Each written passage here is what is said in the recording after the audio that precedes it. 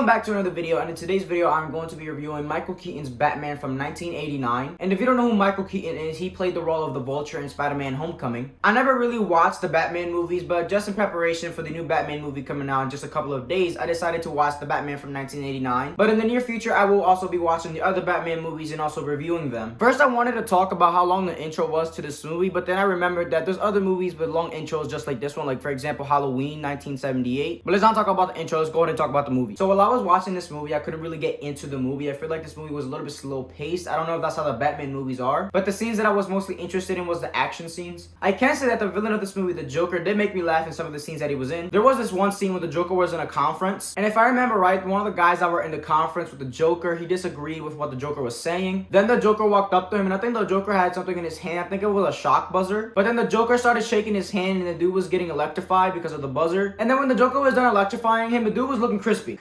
Antoine got a little hot under the collar.